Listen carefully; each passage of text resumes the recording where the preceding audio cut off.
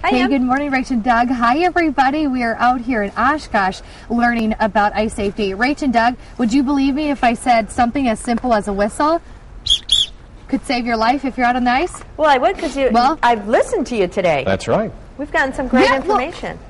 There you go. And actually, it did. About 15 years ago, Don Herman is here with Sunk Dive and Ice Services and talk to us about something as simple as a little whistle. Well, actually, about 15 years ago, it did save someone's life over in Jefferson Park. Someone did have a whistle, and they were blowing a whistle, and they got someone out to them just by a whistle. Wow. And now, Don, you get vehicles out of the water, every day with your services. And this, everybody, he says, is his lifeline. Tell us about this rope. Well, this is what I tie down when I go diving. This is what I tie to find a hole. Someone holds onto it at the other end. That's how I find a hole. And a rope just like this, when I tell people to go fishing out on a four-wheeler or a snowmobile, if you got two people, if someone goes in, you always got a rope to throw them. Let's also talk about that driving on the ice is way different than driving on the road. Well, as soon as you hit the ice, I tell everybody, because the new cars, your locks, they lock automatically. So unlock your doors. First thing you do, just the opposite, take your seatbelt off. I tell everybody, just maybe crack your window open. I mean, most of the time, the lake is safe, but you can go in, but very important to get your seatbelt off.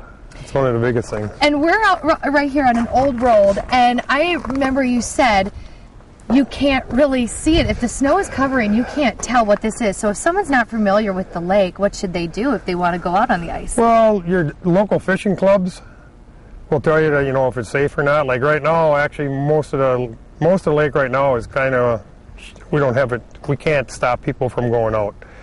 But we recommend not to take a vehicle out right now because of the old roads.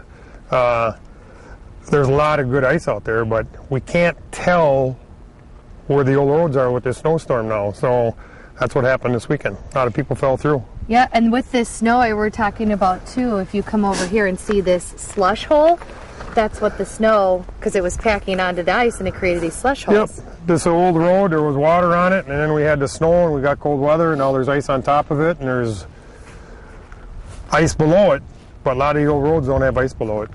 And we talked about it earlier on how it deteriorates the ice when the water sits on top of it. Okay, let's see how loud this can go this way.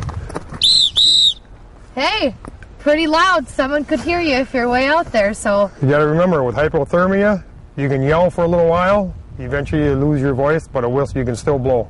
Great. Don, thank you so much for all the information this morning. Some really good safety tips out on the ice. We'll send it back to you. Thanks, Emily. Thanks, Sam.